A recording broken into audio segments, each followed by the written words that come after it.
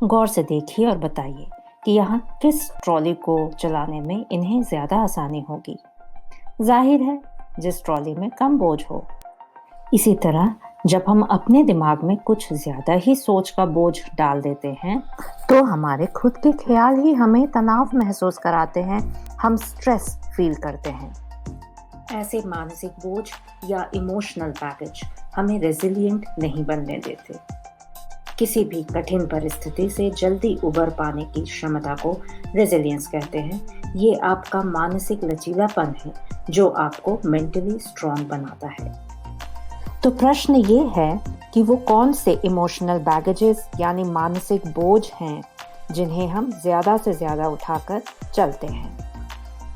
वैसे तो हम कई तरह के इमोशनल बैगेजेस लेकर अपनी ज़िंदगी बसर कर लेते हैं, पर इस वीडियो में हम 5 प्रकार के बैगेजेस के बारे में जानेंगे।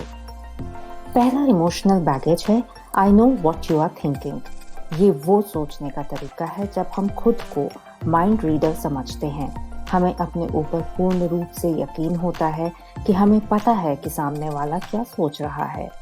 ऐसी सोच एक तरह का मानसिक बोझ बन जाती है जो हमें रेजिलिएंट बनने से रोकती है। दूसरा मानसिक बोझ वो है जब हम सारी गलती खुद की ही समझते हैं, इट्स ऑल माई फॉल्ट। ऐसे सोचने का तरीका भी हमें रेजिलिएंट नहीं बनने देता। तीसरा बोझ जो हम में से कई उठाए फिरते हैं वो है दूसरे को गलत ठहराना। हर समय जरूरी नहीं कि गलती किसी एक से ही हो, पर हमें ऐसा लगता है कि सारी गलती सामने वाले की है, इट्स ऑल योर फॉल्ट। चौथा इमोशनल बैगेज यानी मानसिक बोझ, ये भी हम में से ज्यादातर लोग उठाए फिरते हैं। इसमें हम यह मानकर चलते हैं कि एक के बाद एक कुछ ना कुछ बुरा होता चला जाएगा, थिंग्स विल गो रॉन्ग। कई साइकोलॉजिस्ट्स इसे कैटास्ट्रोफाइजिंग भी कहते हैं। पांचवा बोझ वो है जब हम खुद को विपत्तिग्रस्त यानी हेल्पलेस समझते हैं। हमें यकीन रहता है कि हमारी किस्मत ही खराब है और हमारे साथ कुछ भी अच्छा नहीं हो सकता। तो चलिए हम इन इमोशनल बैगेजेस के बारे में कुछ और जानते हैं। ये हैं चांदनी जी, जो काफी गर्म हो रखी हैं क्योंकि उनके पति ने उनसे पूछे बिना अपनी छुट्टी की प्लानिंग कर ली। उन्होंने टिकट भी कटवा लिया है। चांदनी ने सोचा था कि इस छुट्टी में वे कई नई जगह घूमने जाएंगी। अब हम एक एक करके देखेंगे कि 5 तरह के जो इमोशनल बैगेजेस या मानसिक बोझ के बारे में मैंने आपको बताया था, वो चांदनी के दिमाग में कैसे उसकी सोच को प्रभावित करते हैं। पहला मानसिक बोझ, मुझे पता है कि आप क्या सोच रहे हैं। आइए देखते हैं कि चांदनी क्या सोच रही है। उन्हें तो लगता है कि सारी दुनियादारी उन्हें ही आती है, मुझे तो कुछ पता है नहीं, इसलिए मुझसे कोई सलाह मशवरा करने की जरूरत नहीं समझते। जाहिर है कि उनके मन में मेरे लिए कोई इज्जत नहीं है। मैं हताश हो गई थी। उस टाइम तो उनकी तरफ देखने की भी इच्छा नहीं थी। मैंने उनसे कोई बात नहीं करी। मुझे उनके सामने से चले जाने का मन था। घर में किसी के साथ मुझे कोई बात नहीं करनी थी। मेरा सर भी दर्द करने लगा था। आपने देखा कि किस तरह से ऐसी सोच ने चांदनी और उसके पति के बीच कम्युनिकेशन या संपर्क ही तोड़ दिया। चांदनी का स्ट्रेस या मानसिक तनाव भी बढ़ गया था, सिर्फ सोच सोच कर। अब ये दूसरा इमोशनल बैगेज यानी सारी गलती मेरी है, चांदनी के दिमाग में क्या विचार लाएगा, चलिए देखते हैं। ठीक ही तो है, मेरे पति मुझसे नाराज हैं। मैं घर बार इतने अच्छे से नहीं चला रही जैसे चलाना चाहिए, और सच कहूँ तो मैं काफी मूडी भी हूँ। हो सकता है इसलिए मुझसे ज्यादा बात नहीं करना चाहते। मुझे इतना अफसोस हो रहा था और अपने आप से निराशा भी। ऐसा लग रहा था कि मानो मेरे पेट में कुछ मरोड़ सी हो रही हो। मैं बिल्कुल टूट गई ये सोच सोच कर। हर चीज से और सबसे अपने आप को दूर करने की इच्छा हो रही थी।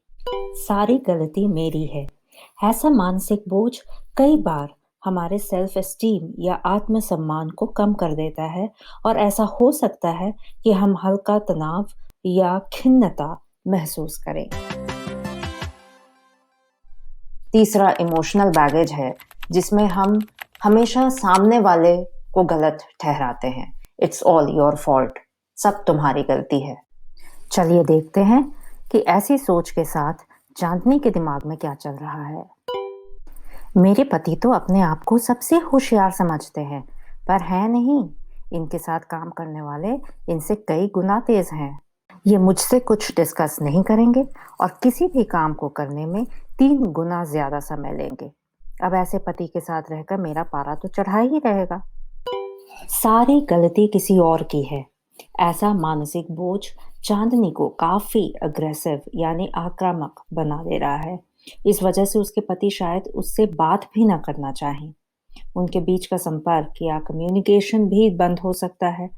आप देख सकते हैं कि चांदनी को काफी स्ट्रेस भी फील हो रहा है और थोड़ी देर के पश्चात वो सर दर्द से भी पीड़ित हो सकती है। चौथा मानसिक बोझ है, सब कुछ बिगड़ जाएगा। Things will go wrong. ऐसी सोच में आप एक के बाद एक आने वाली समस्याओं के बारे में ही सोचने लगते हैं। अब ये हुआ है, फिर ये होगा, उसके बाद ये होगा। तो देखते हैं चांदनी के दिमाग में क्या चल रहा है। मैं साथ रह रही हूँ, तब तो छुट्टी का टिकट बिना बताए ही काट लिया। अब जब फील्ड में पोस्टिंग आ जाएगी तो क्या होगा? इनके पोस्टिंग जाने के बाद तो मुझे अकेले ही घर और बच्चों को संभालना पड़ेगा। उस टाइम कोई बीमार पड़ा तो मैं कैसे क्या करूंगी? बाजार से सारी खरीदारी भी अकेले ही करना पड़ेगा।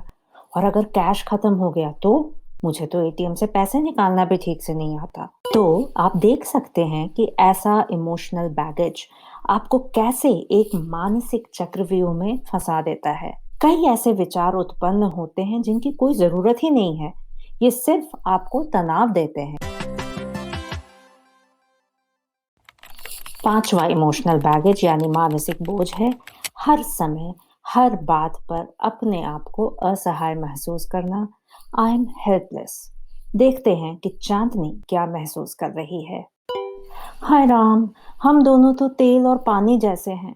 लोगों की फितरत तो कभी भी नहीं बदलती, तो बस अब सारी जिंदगी ऐसे ही रहना पड़ेगा। मैं हूँ और वो है। हम बिल्कुल अलग हैं। बस यही जिंदगी है। मुझे ऐसे लगने लगा कि अब मुझ में किसी भी चीज से जूझने की कोई शक्ति नहीं बची है। इस शादी से तो मेरी सारी उम्मीद टूट चुकी थी। अब तो कोई जादू ही मेरी फूटी किस्मत को बदल सकता है। जब आप ऐसे इमोशनल बैगेज लेके चलते हैं तो आप ये सोचने लगते हैं कि आपकी जिंदगी की किसी भी प्रतिकूल स्थिति पर आपका कोई कंट्रोल नहीं है। आपको ऐसा विश्वास रहता है कि जो होगा वो गलत ही होगा और आप उस बारे में कुछ नहीं कर पाएंगे। तो ये सच नहीं है। सच्चाई तो यह है कि ऐसी सोच आपको सिर्फ स्ट्रेस देती है और आपको रेजिलिएंट बनने से रोकती है। तो हमने 5 प्रकार के इमोशनल बैगेजेस के बारे में जाना। पहला, मुझे सब पता है कि दूसरे क्या सोचते हैं। दूसरा, सारी गलती मेरी है। तीसरा, सारी गलती उसकी है। चौथा, सब गलत होने वाला है। और पांचवा, मैं तो असहाय हूँ। तो इनमें से कौन सा बोझ आप सबसे ज्यादा उठाए फिरते हैं? जरा सोचिए। अब मैं आपको डॉक्टर कैरन रेविच द्वारा बताए गए वो तरीके बताऊंगी जिनसे आप ऐसी सोच को अपने से दूर कर सकें और ये आप पर कोई दबाव न डालें। ऐसी सोच को पहचानते ही तुरंत उनसे लड़ने की तैयारी शुरू कर दें। Challenge counter productive thoughts immediately. जैसे ही आपको ये महसूस हो कि आपके दिमाग में ऐसा मानसिक बोझ पैदा करने वाले ख्याल आ रहे हैं, तो पहला तरीका है कुछ ऐसा सबूत पैदा करें। सोचें कि आपका ख्याल सही क्यों नहीं है। दूसरा तरीका है अपने ख्याल को एक नए सांचे में डालें।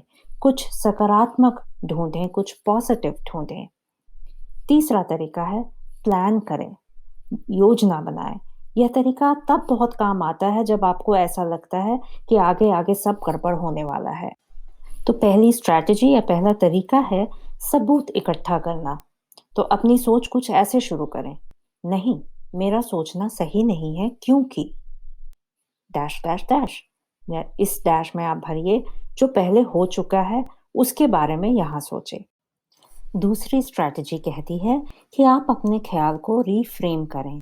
यानी एक चौकोर फ्रेम से निकालकर गोल फ्रेम में डाल दें। ऐसे सोचें, इसको बेहतर तरीके से देखें तो, या फिर ये भी तो हो सकता है। तीसरी स्ट्रैटेजी के अनुसार एक प्लान बना लें अपने दिमाग में।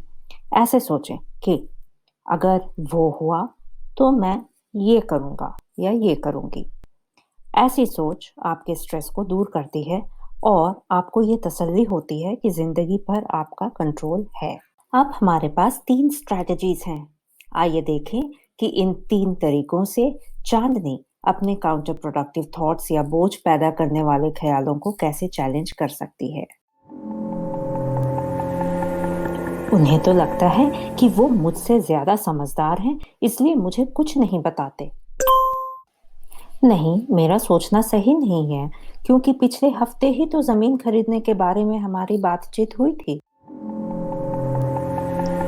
मैं घर-बार ठीक से नहीं देख पा रही हूँ, मैं मूडी भी हूँ। हो सकता है कि उन्होंने छुट्टी की प्लानिंग जल्दी में ऑफिस में ही बनाई हो, क्योंकि टिकट तभी मिल रहा था। उनकी फील्ड में पोस्टिंग आ जाएगी और मुझे तो एटीएम से ठीक से पैसे निकालने भी नहीं आते। अगर उनकी फील्ड में पोस्टिंग आ गई, तो सबसे पहले मैं अकेले एटीएम कार्ड यूज़ करना सीखूंगी। अगर आप गौर से सोचेंगे, तो आपको यह महसूस होगा कि इन 3 तरीकों में से आपको कोई एक तरीका कुछ ज़्यादा पसंद आ रहा है। ये ठीक है। ज़रूरत के हिसाब से इन 3 तरीकों को हर बार अपनाएं और अपने बोझ भरे ख्यालों को बदलें। खुद को समझें और इमोशनल बैगेजेस को अपने से दूर ही रखें। तभी आप किसी भी कठिन परिस्थिति से उबर पाने में सक्षम होंगे और रेजिलिएंट बनेंगे।